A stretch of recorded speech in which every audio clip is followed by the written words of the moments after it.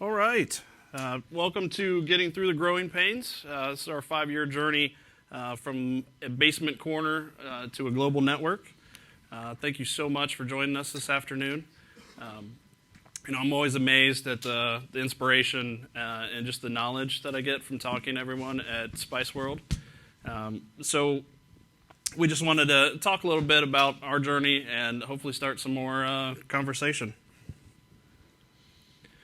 Did everybody get a ticket? I think Brett's been taking care of that. End of our talk, we're going to give away a nice baking pan set from USA Pan.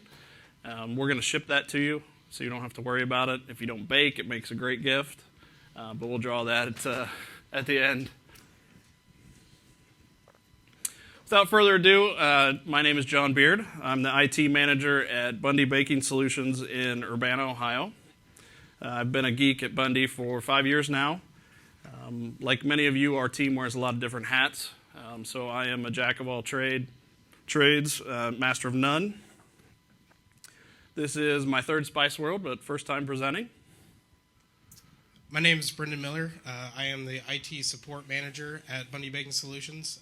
This is my third Spice World.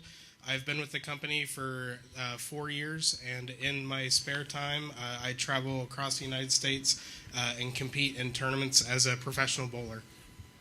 And I'm Brent Hayden. I've been with Bundy for just under 2 years. I'm the systems admin.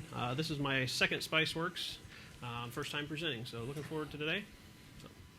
And we've also got our director of IT somewhere in the back here, our boss. He rounds out the other 25% of our team. So don't tell anybody, but we don't have anybody at the office right now. Thankfully, remote connections are wonderful, and we can take care of everything. But one thing we've noticed at Spice World is that there's a lot of IT pros in the same situation as us. A small department, whether it's one or a few people. And as the company grows and the demand for IT grows, the IT department doesn't necessarily grow at the same rate. And we've gotten so much guidance and inspiration from Spice World, from the Spiceworks community, that we wanted to try to give it back a little bit, talk about what we've done, how we've managed through the growing pains. We haven't done everything right. I'm sure there's better ways to do things, but we wanted to start a conversation. We also... as we follow up on some of this, I did start a thread on the Spiceworks community underneath I believe it's under general networking and general IT, or general hardware and general networking, named Bundy Baking Solutions discussion, that we'd love to continue some of this with you. So check that out when we're done. If you have any questions during this, please ask away. I know if I think of a question, by the time Q&A rolls around, I've forgotten it. So we'd love to hear from you, whether you have a question or just something to add on any of the topics. We know that most of you are a lot better at this than we are, so we'd love to hear the suggestions. Today we're going to discuss our journey from a literal basement corner to a global network of users. We're going to look at who we are as a company, where we were back in 2014, how we stabilized our environment, the initiatives that the Bundy family gave us, how we manage our current environment, and what some of our challenges are going to be moving forward. So let's begin by explaining who we are as a company. Bundy Baking Solutions is a worldwide leader in the baking industry. We're a family-owned group of businesses. We specialize in industrial and commercial baking pans, pan coatings, release agents, pan cleaning and recoating, industrial mixers, and processing equipment. Basically, if you've eaten fast food or bought bread in North America, it was most likely baked on our pans. We also have a sister company that specializes in retail pans. That's who made the pans we're giving away today, USA Pan. So we have that aspect as well.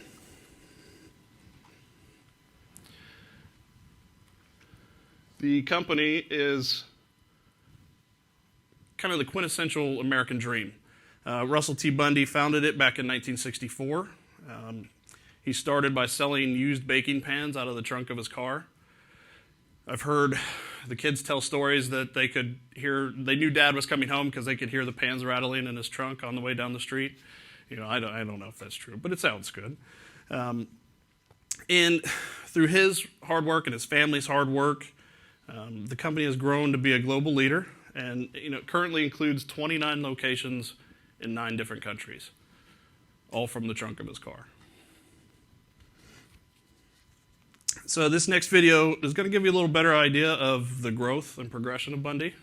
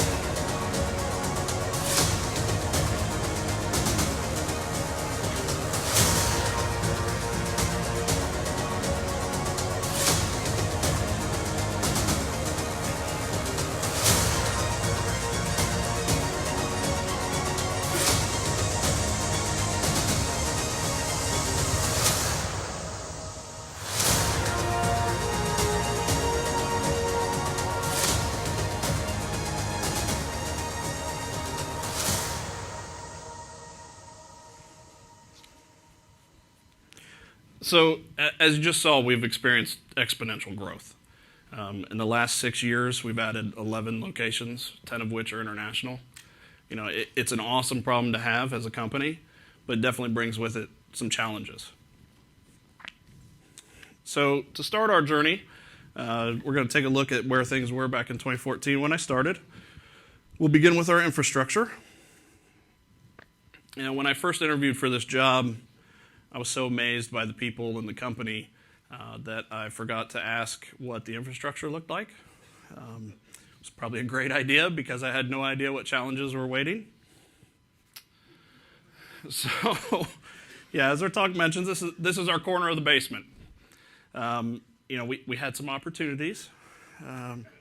Equipment was a mix of brands and ages. Cable management was non-existent. If you look right in the center, there's actually a bucket holding up equipment. I kept that bucket, so, just to remember this. It's a good reminder of where we've been. This was the central connection for our headquarters. I'm sure this scene or something similar has been played out in countless small businesses. When they're small, IT just has to work. As the company grows, the infrastructure doesn't keep up. The growth outpaces the IT. Before long, you're in reactive survival mode, and it leads to scenes like this. And before my boss and I started, the IT department was one young man, completely overwhelmed. He did what he could to keep things running, but as you can see, it got a little out of hand. Not everything was in the basement. We did have some servers in a closet. One of my very favorite moments of my job at Bundy was when I first started. One of my first tasks was to shut down an NT server. It was still running strong. Unfortunately, in 2014, it was a bit of a security risk. And we laugh because some of these younger folks don't even know what NT is.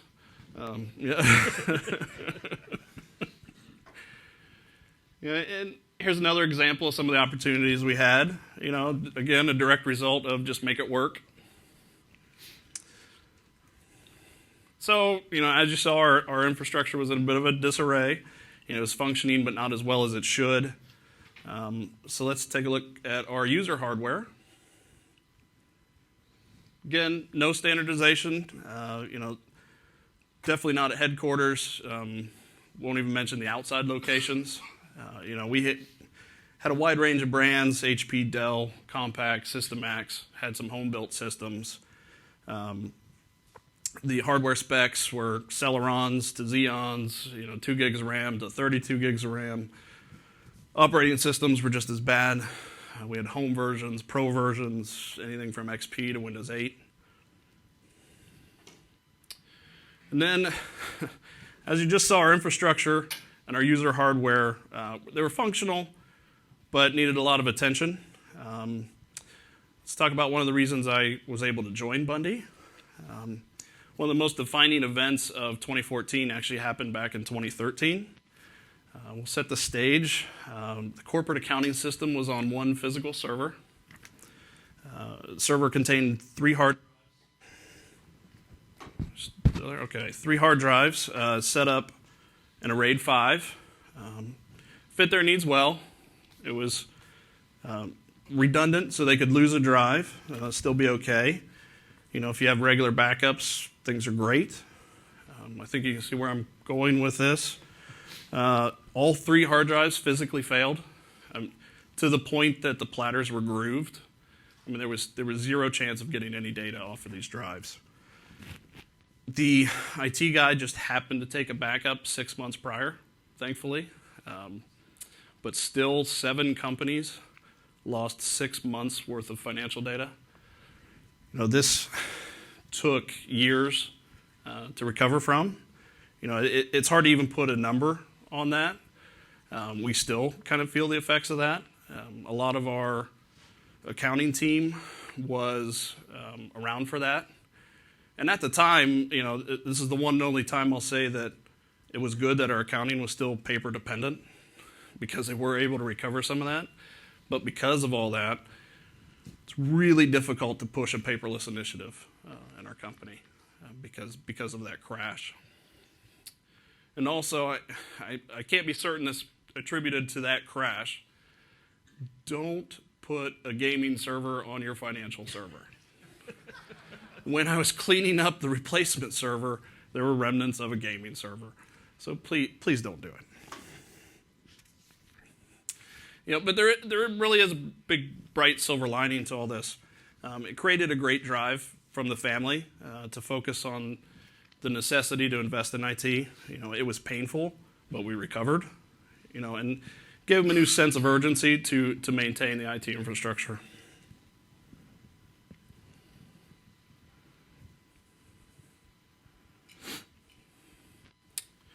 So now that you've seen where we were in 2014, our first priority was to stabilize the local environment.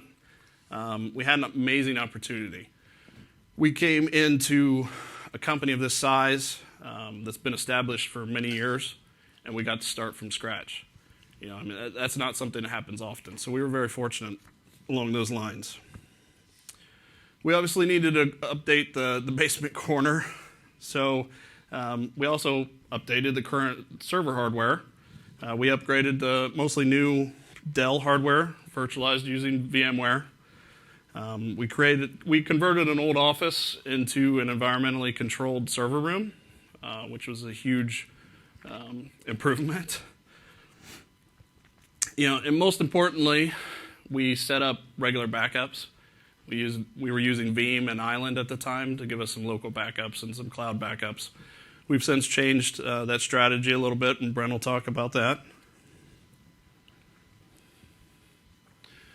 Next, we looked at our network infrastructure. We upgraded our internet feed from a 20 by 20 megabit to a 50 by 20 megabit. We're in small town Ohio, so our speeds are a little bit behind. We're getting there. We did recently upgrade to a 100 by 100. But just those small changes made a huge improvement in usability. We have several remote users and a lot of users that travel extensively, so our client VPN was critical. We upgraded our firewall from an outdated Sonic wall to a Cisco ASA. Started using Cisco AnyConnect, and that greatly improved that stability.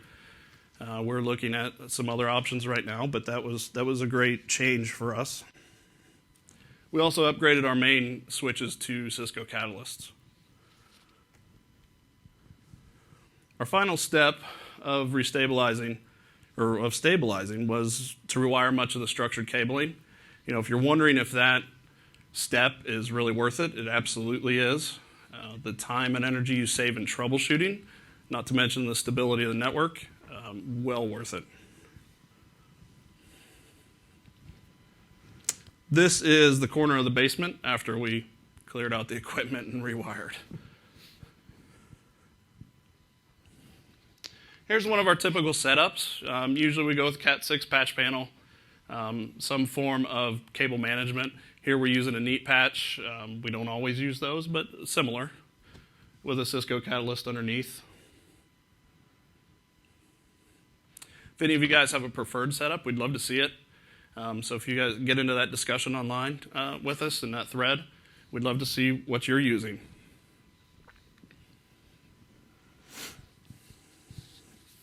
So this is the Bundy family, all of who are still actively involved in the business.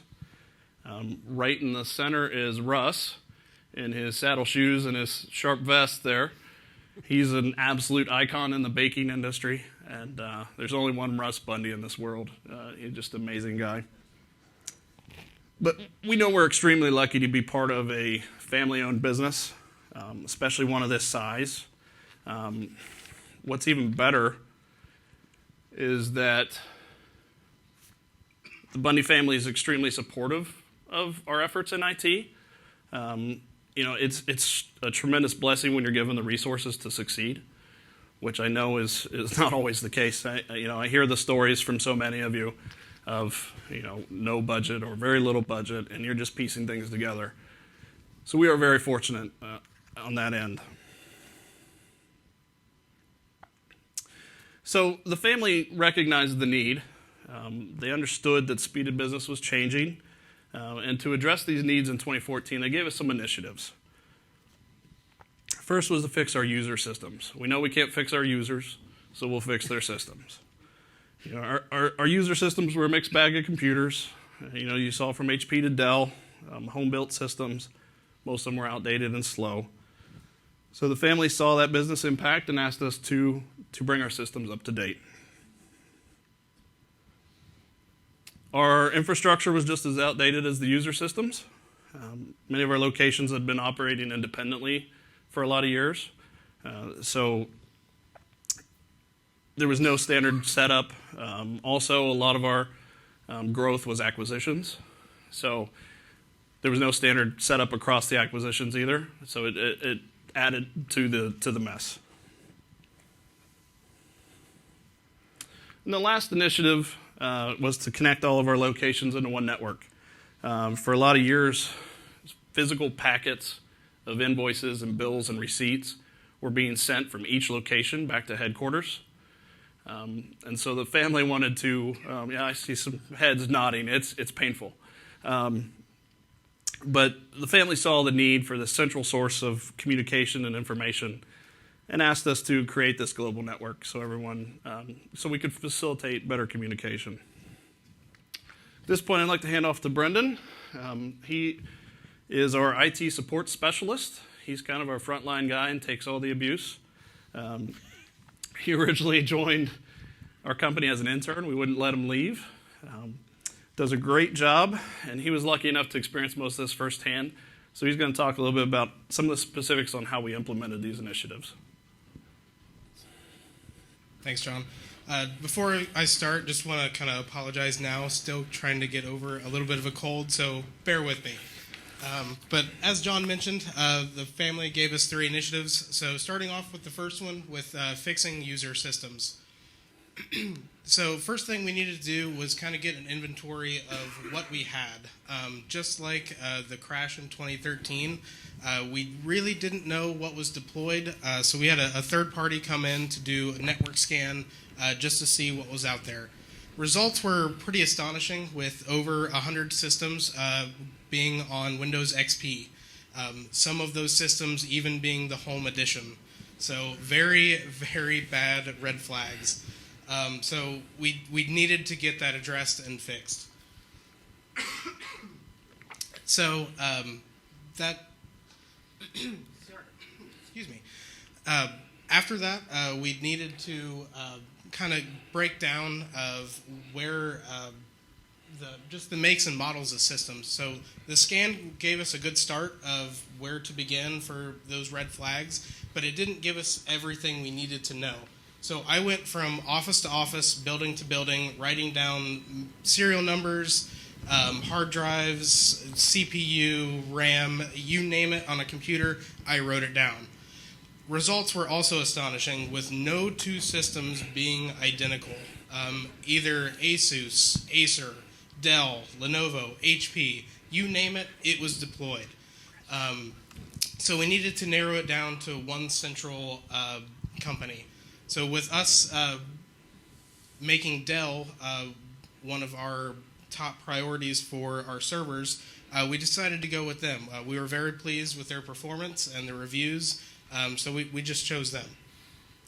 So after that, it was time to get all of the operating systems upgraded. So at that point in time, we did not have any software to aid in this upgrade. So it was literally going from user to user, writing down whatever software they had installed, whatever network access they had. As you can see, it was just very time consuming. So this made deployment times anywhere between 3 to 4 days from start to finish. So obviously we needed to get that a little faster. So we started to look into some imaging software to make it speed up a little bit. So we found Macaroon Reflect. This software, at the time, it was a free trial, but we have purchased the full version. It gives you an image of a system with all of the software installed on it and all their network access. So everything that they had before stays the same. It is a pure image. So recently, that made deployment times go down from 3 to 4 days to 1 to 2 days. So it definitely increased it, but we still needed to be a little bit faster because some circumstances needed it to be quicker. Hey, I'm leaving on a trip. It just died. I need a computer. This is where Barramundi came in for us. They are a vendor downstairs. Just tremendous software. I can have a system added to our domain, patched, all of the general software installed, ready to go for a user in 30 to 40 minutes. So deployment times are now to a single day. So it is fantastic. So moving along to domain and antivirus software. Of those 100 systems, some of them weren't even added to our domain. So users couldn't access network files or shared folders. We couldn't push group policies to them. And some of them even had local admin rights on them to where they could install whatever software they wanted. All big red flags. So as we were upgrading all of their systems, we made sure that all of them were added to the domain so that we could address those. Next, with antivirus software, of those 100 systems, again, some of them didn't even have antivirus software installed on them. Some of them did. Of those that did, they had a version ESET NOD32, which was a standalone install. Though that it worked well, we just had no control of who had it installed, if it was activated, and if it was even updated. So again, we needed to address those. So we have now moved to their more of a business product, ESET Endpoint Antivirus. It's all server-based, or it's all cloud-based, to where we can control it from our management software, and we can push updates to them. We can activate them through there, and if a computer even detects a threat, we can kick off a scan from there and quarantine whatever it detected to see if it's a true threat. Also, with the need of traveling for our sales force, we needed to look at something for encryption for hard disks. So if a laptop or a tablet was ever lost or stolen, no one could pull the hard drive and take company data. So ESET also had a encryption option, endpoint encryption, so we are now using that as well to encrypt all of our laptops and tablets. So lastly, with user systems, we needed to make sure that all users were using their appropriate company email and that they had a signature. So our company email is, we use Google, Gmail. So as we were upgrading systems, we noticed some of them weren't using their company-issued email account. Either it was a personal Yahoo account or AOL account, and obviously red flag for various reasons. Very not secure at all. So Google has a tool called G Suite Sync. We install that on all of our systems to pull from the cloud into Microsoft Outlook. They also have a migration tool, which definitely helped with the users that had those personal email accounts. This migration tool pulls all contacts, emails, calendar events, everything that was in their email account prior is the same now. It literally just migrates them from one email account to another so that they don't notice anything different. Made that tremendously easy to do. So email signatures, again, just kind of going with the theme of nothing was really constant. Email signatures either didn't exist or they were just a hodgepodge of any kind of picture or wording. So our HR and marketing department was already in the process of wanting to get a corporate standard email signature, so we started looking. We started using Code 2, which was a kind of, again, going back to the antivirus software. Code 2 was a locally installed piece of software that pulled from our Active Directory. Brent had set that up, and it worked great. However, about 2 or 3 months after we purchased the software, they stopped support. So we were kind of in the same boat of needing something to pull the correct information. We are now using Exclaimer. It is cloud-based as well, so easier to configure for users and just easier in general to use. So this brings us to the second family initiative of fixing infrastructure. As you can see from this picture, definitely could use some work. So between 2017 and 2018, the three of us split time traveling to all of our other U.S. locations. So these the pictures that I'm about to show you are results of these trips prior to us going. Again, going kind of back to the whole inventory of user systems, we didn't know what all of the locations had regarding networking, hardware, or cabling. So these pictures are a result of contacting these locations prior to our trips. So as you can see, just like our corner basement, it was just kind of thrown on a wall. Just no organization, just very, very sloppy. If they weren't thrown on a wall, they were all just kind of either on a desk or a filing cabinet. Again, no cable management, just a disaster. And just to top it all off, cables running from the modems and switches were just kind of strung across the floor for connections to their computers. So obviously this needed to be addressed. So during those trips, we made everything, we moved everything into racks.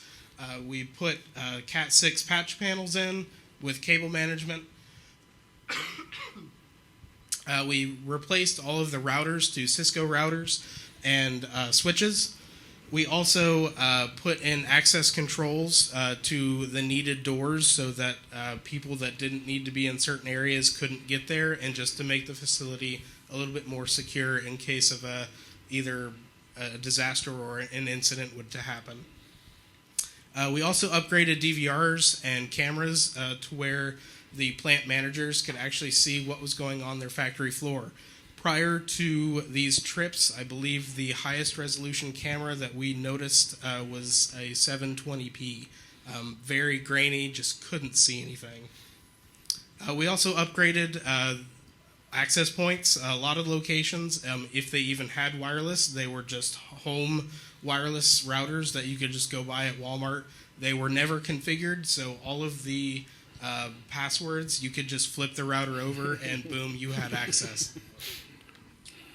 Also, the last thing, Bundy TV. Our HR department wanted us a way to present either all of our Paycor, our payroll information, our benefit information to our users and the factory floor workers. So we made all of that possible with BrightSign. It's just signage software. Kind of the bulletin boards weren't needed anymore for your weekly flyers. So these are those same locations after our trips. Just putting everything in the racks, as I said, just making it nice, neat, and tidy. Usually we would have these locked, and the plant manager was the only one to have a key besides us, so that no one could go in there, unlock it, plug in, and have access to whatever they wanted. And again, just making it nice, neat, and tidy. So going along with the infrastructure, the cabling. All cabling prior to our trips was a combination of either Cat 3 or Cat 5. So all of that needed to go. So we ripped all of the old cable out and started from scratch. All locations now have new Cat 6 and in some instances indoor fiber. Some of our buildings are over 300 feet long, and they have offices in the front and a maintenance department in the back. So we needed a way to get those connected, but they were just too long to continue to run one continuous line without putting a switch. So we put indoor fiber between the two. We also, for those locations that had a false ceiling, we would pop the ceiling tiles and hang beam clamps and bridle rings to map out cable runs so that they weren't just laying on ceiling tiles or the floor. So everything was up above, and again, just nice, neat, and tidy. We put keystones on all of the office areas with wall plates. That way we could just run a patch cable from the wall to their computer or phone. We also took the time and labeled all of the wall plates and the patch panels, just making it that much easier to support. If we get a phone call, hey, I don't have internet on my laptop, but everyone else does. Okay, what port are you plugged into? We can look it up and just make it that much easier and faster. So server replacements. Again, as you can see, some of our servers were even older than our user systems. So we took all of the old ones out, ordered new Dell ones, put those in. We installed read-only domain controllers to those locations that had 15 users or more. And we also deployed NAS storage units so that users could safely save files without using their C drive. Most locations did not have these prior, so the only place that they could save files were their local C drive. So not wanting another 2013 incident, we also have those units on a scheduled backup.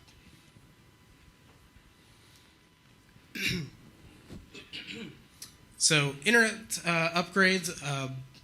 A lot of the locations, again, just like us, were in small towns, just not the greatest for internet services.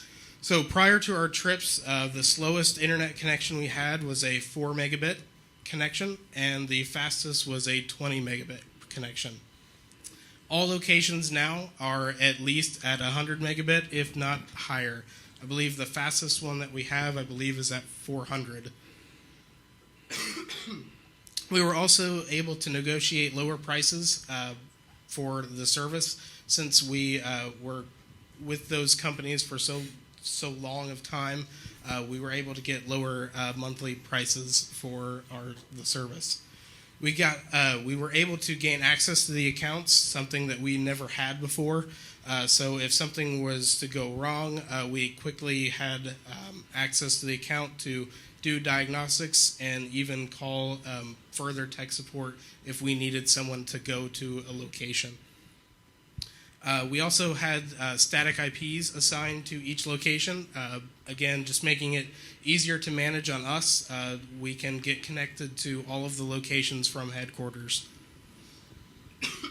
And for about 2 months, Brent worked with all of the company's internet service providers, going through all of the bills and cutting out lines that didn't need to be there, fax lines, phone lines, whatever just didn't need to be there, we cut them.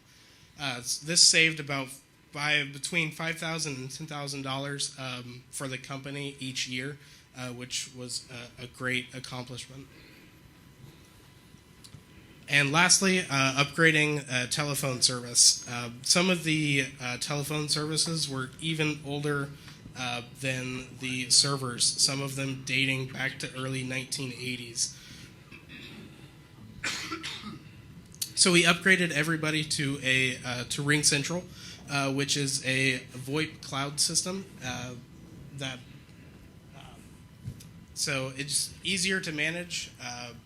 It's a single sign-on for us through RingCentral to manage all of the locations, and it makes it easier for the users. They can just pick up the phone and dial a simple extension. So a location or a person in Phoenix can call someone in Atlanta with a simple extension. The biggest thing was free long distance. You might laugh, but a lot of the phone systems could not handle free long distances. So we were getting charged every month for 15, 20 years for long distance. So all locations now have free long distance calling. So last family initiative was to get all of the companies connected, just to have all one solid network. That way people could get the resources they need and just make it easier on everybody so that they wouldn't have to make a phone call, hey, can you send me this or whatever. They can just get connected, they can get what they need, and it's just kind of an in and out process. So we were able to do this with site-to-site VPN connections. As we were migrating everything to Cisco, Cisco had a RVO42G series of the site-to-site VPN connection. Those that worked great at the time, they were definitely hard to configure, and we lost several of them due to weather storms that would hit locations. So we constantly had to have a replacement on hand if we got a phone call, hey, we need another one shipped. So as we are slowly migrating everything to Meraki now, we are using their Z3 units or MX units. Much easier to configure. It's cloud-based. It goes along with all of our access points and just makes it that much easier.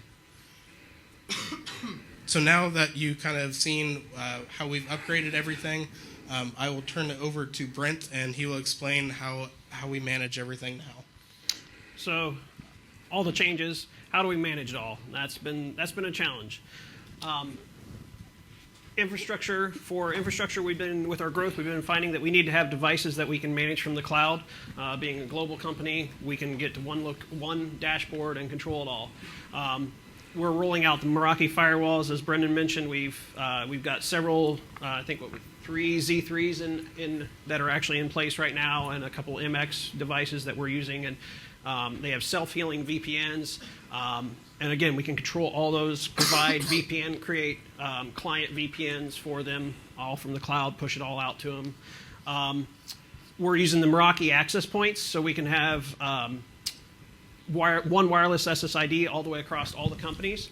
So we have as our executives or some of our employees travel from location to location. We don't have to get them connected to the Wi-Fi. We don't have to deal with those. They just go in, turn on, and they connect automatically because we have one global wireless now that we're able to use. Our server and data backups, we originally were using Veeam and Island, and those were backed up. We were trying to maintain all that ourselves, and it just got to be too much. So we've partnered with an MSP that they manage to make sure that all the backups happen. They manage to make sure that they are good quality backups. Quarterly, they pull up one of the servers, test them, throw it up on a VM, and make sure that it's a good one. It also handles all of our file restores, so we can go in. We have one portal now that we can go in and restore files to anywhere that we need to, all through this one SolarWinds package that the MSP manages and makes sure and maintains and that portion of it, but we have access to it all. Printing, that's been a big expense for us, but we have tried to cut down on a lot of that. With no standardization, again, we had printers of all makes, shapes, sizes, various things, and all of them needed their own toners. So we have tried to standardize that, get rid of as many of them as we can, put a big copier where we need one for a cluster of desks. Our director wrote a little program database that just keeps track of what inventory we have of toners. We keep some on hand. Brendan does a great job of keeping those on hand.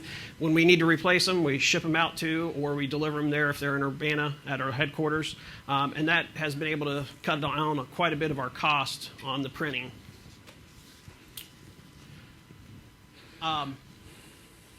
Automation has been key for us to surviving this. We started with Macrium, as Brendan mentioned, and PDQ deploy. Those PDQ, we just used it mainly for the applications and pushing out those things. But we needed to have some more features. And last year we started talking to the guys from Barramundi. We're about 6 months into getting this going, and we have gotten it to the point where we can, like Brendan said, we can deploy a full machine in a half hour or so. The nice part of that is we can also deploy it in other locations. So I have to have somebody come in, plug it in, set it up, turn it on, and I put the MAC address in, and boom, it can pull down a full OS and join the domain, do all of that from remote. We've done it a couple times, but that's the goals. And we can sit there in Urbana and be able to not have to necessarily travel. We don't have to wait for them to ship us a computer. We fix it, send it back to them. We can do it all from right there. They just have to plug it in. We have to know the information. So. The nice thing with the Barramundi that I'm excited we started using a little bit is the Barramundi kiosk.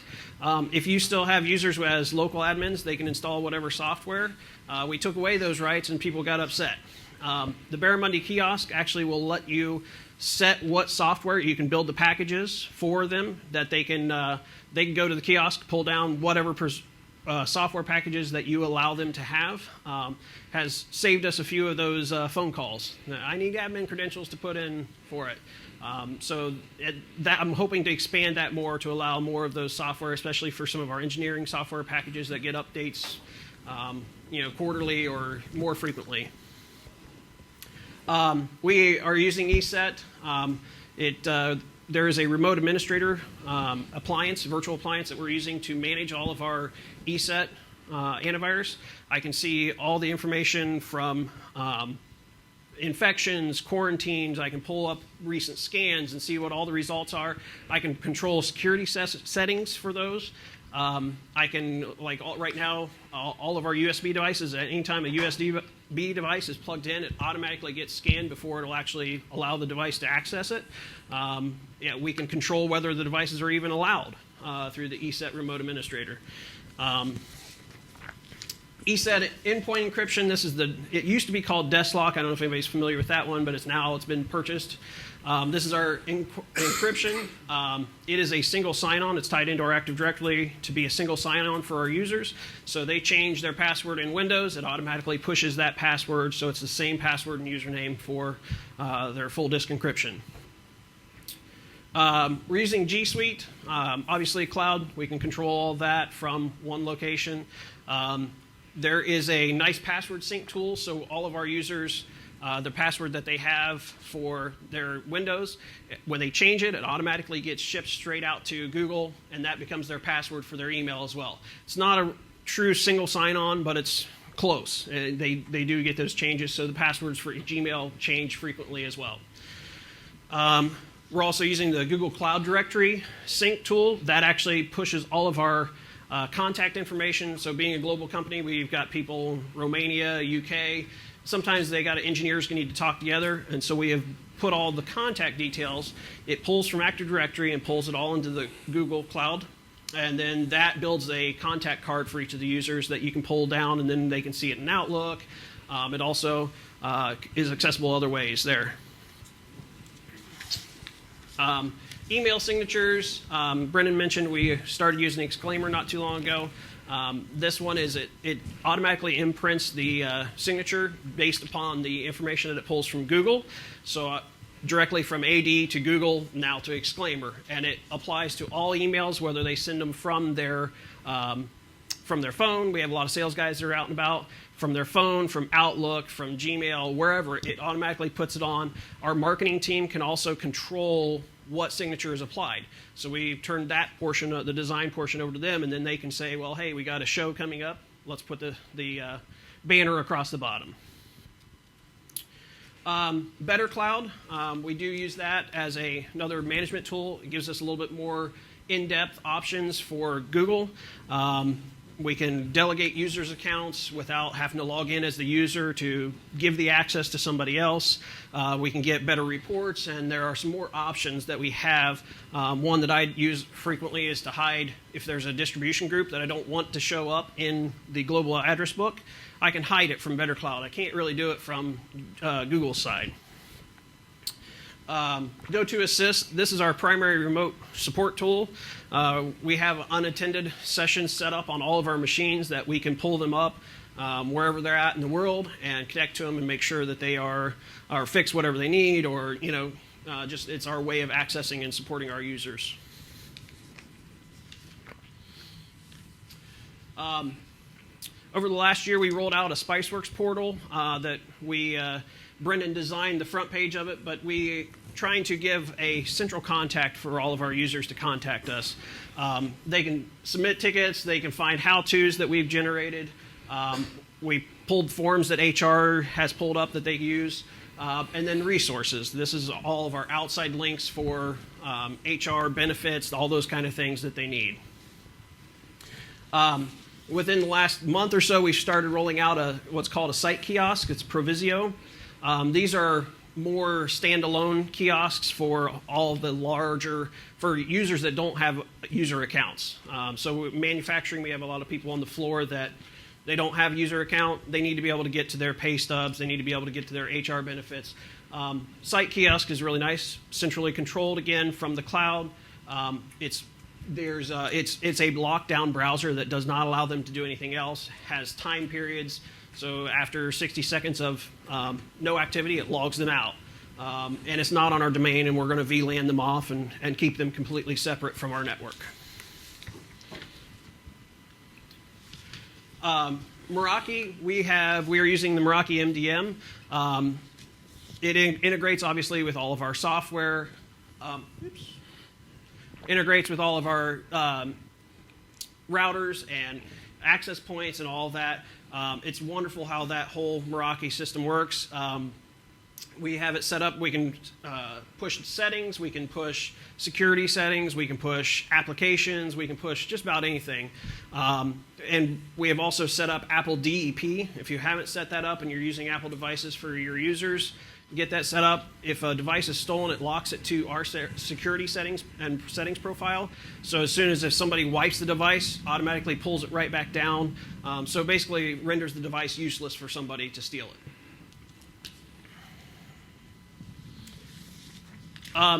2019 and beyond, this is one that it's a constant. This was when we started making the list, and the list just kept getting longer and longer. Our company has expanded internationally over the last few years. We're in the UK, Romania, and Spain, and Colombia, Brazil, other locations. We're still working on bringing these locations online, connecting them to the headquarters. Throughout this process, we've had to do extensive fact finding where we go out, find out what's there. You find out what email systems, all those things, and that has been a challenge. We're migrating all of their emails, their data, all that stuff to our network, and it is time consuming on some of those things. We've had to keep their data accessible through this whole migration. That's been a challenge because you can't have some of these data systems go down for very long, so we're trying to migrate, and figuring all that out has been a nightmare. Some of our other challenges, communication. Google Translate has become our friend. Romanian, I don't speak it. Google Translate does. Cooperation, there have been, with some of those locations, people don't want to change. Getting some of the Romanian users to understand, hey, we're trying to improve and make this better has been a challenge. Time difference, we're calculating, figuring out, we are now spread for the 4 of us to support across 19 hours. Romania is 7 hours ahead of us, and San Francisco is 3 hours behind headquarters. So we're trying to do as much of that as we can, but that's been a huge problem, is that 19-hour time spread that we're trying to support. Different standards, GDPR.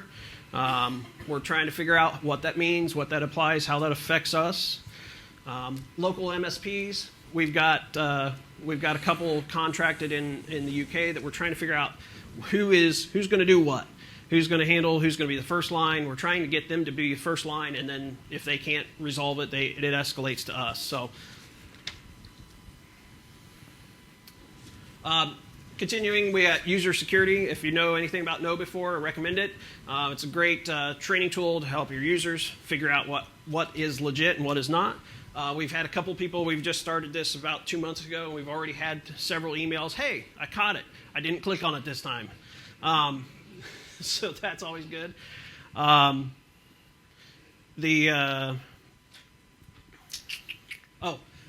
servers, we're starting to look at. All of our Europe locations have a hybrid cloud on-prem environment where we have read-only domain controllers in each of the locations on the physical location, and then there's a central cloud.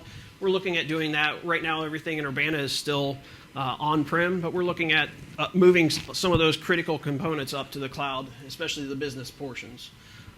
Setting up a DMZ.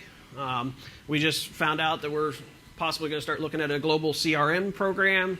Proactive replacements, getting everything, keeping up on those so that we're not reactive on everything. We want to be ahead of it. Trying to head off some of those issues, and then developing a comprehensive disaster recovery plan. We're going to work on building that up and figuring out what that means for us. So, any questions? Any questions? Yes, sir. How many endpoints do you have total? How many endpoints was the question? Endpoints total we don't have everybody on. But we're in the neighborhood of 600 plus of workstations. When you add devices, like mobile devices and that kind of stuff, we're probably talking close to 1,000. The company as a whole, we have somewhere in the neighborhood of 500 users, but employee-wise, because a lot of manufacturing guys that do not have accounts, we're probably over 2,000 now. Globally. Yeah, in the last 6 years, I was talking about with all the additions, we've more than doubled our workforce. Probably really in the last couple of years. Yes, sir. Since you guys use Google for your email and stuff like that, how do you manage, like, I assume you guys probably use Word and Excel, and you said you use Outlook and stuff, but Yes. Oops. Okay. The question was, because we use G Suite, how do we manage Office? All those applications. We use Office 365. We just use the lower version that doesn't include Exchange. We inherited Google. It was already in place when we started. It's been great. It's been a good solution for us. There are some intricacies because we are such a Microsoft-centric group with that syncing to Outlook. There are a couple little things there, but overall it's been good. So 365 is how we manage all our licensing and installs. Yes, sir. is your company going to continue to acquire more businesses? Is our company going to continue to acquire? They probably already have and just haven't told us. We're usually the last to find out. Yeah, yeah. No, I imagine we're going to keep growing, and it's a great company. We're in a great position right now. So yeah, I think there's definitely, especially in Europe, there's a lot of opportunity for us. So our growth will be international, but we will keep growing. Yes, John. Just wondering if you face any challenges when it comes to onboarding and offboarding employees, because I know that's a big problem Do we? for us and a lot of people. Just not being told, Do we face? Yes. The question is, do we face any challenges with onboarding and offboarding? We don't know what onboarding or offboarding is. Yes, major challenges. If anyone has a nice solution for that, we'd love to hear it. We've started to work on some of our own web apps and things, trying to get HR and some of the other managers on board to help with that. And then when you start talking internationally, it's a whole other beast. But yes, we're looking for a solution for that, definitely. Yes? I was curious, what ERP software do you guys use, and are you guys involved with those systems, or are you more of the IT stuff? What ERP are we using? In the U.S., we use Macola. Internationally, we use SAP. Thankfully, those are the boss's problem. He manages all that for us, does all the database work and that, which is a whole other challenge. Any other questions? Oh, okay, all right. Let's switch it up real quick. Yeah.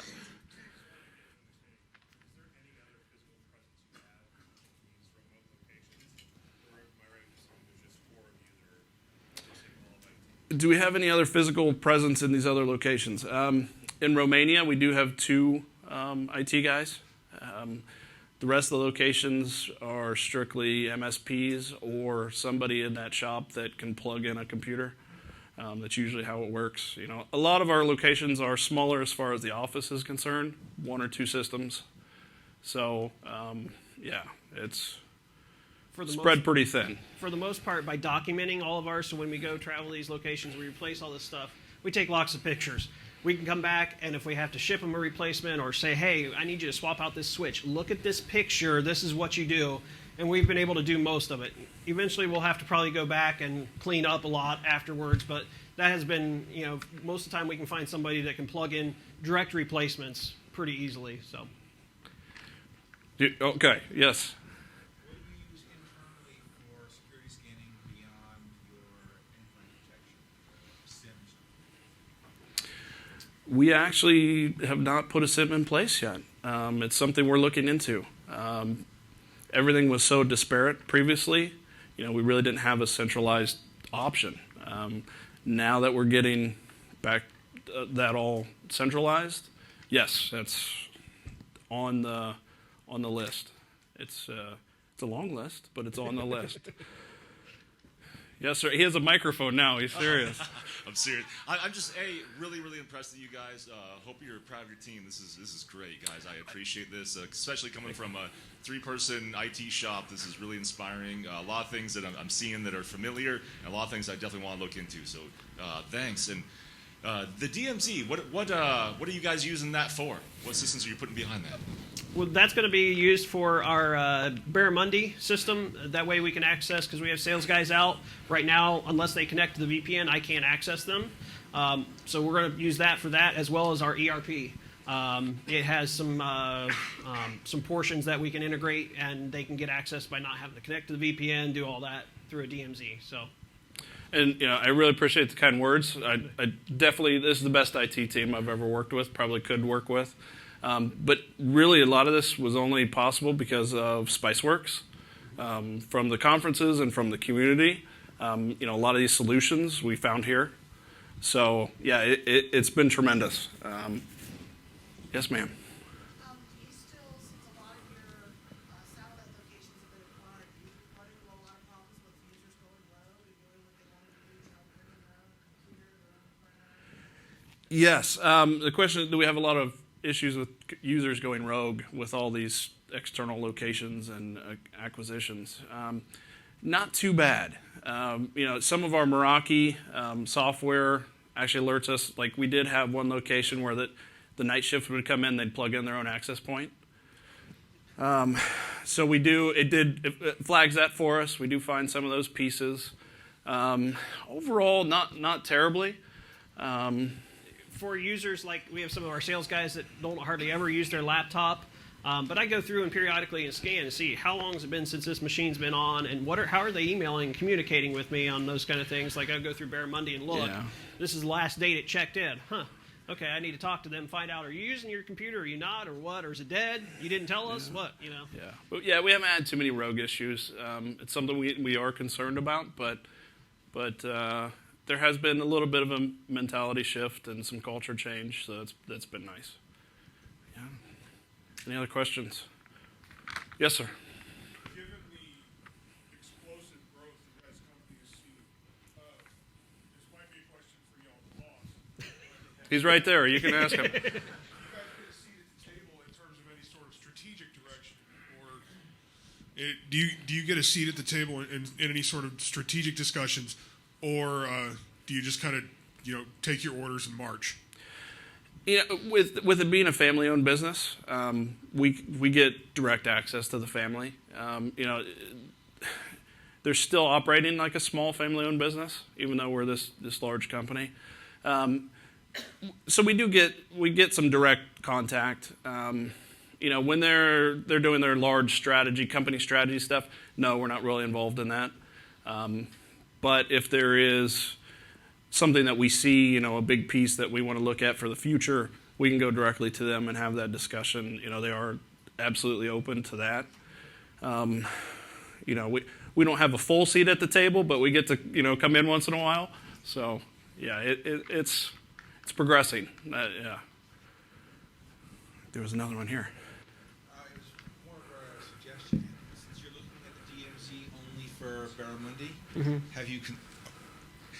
This is more of a suggestion. Since you were looking at the DMZ strictly for Barramundi, have you considered, and it's my passion subject of late, but software-defined agent-based networking?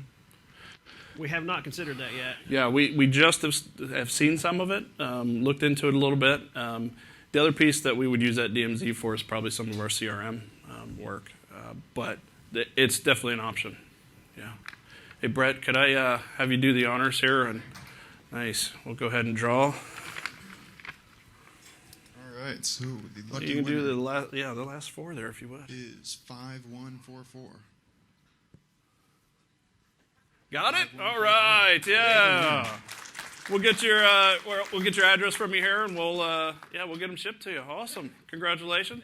Well, guys, thank you so much. I really appreciate it. I really think sharing knowledge is the best way to get better at what we do. So please get online, get on that thread, and We got lots we've got some swag up here if you want any more goodies. Yeah. And really appreciate you coming. Thanks, guys.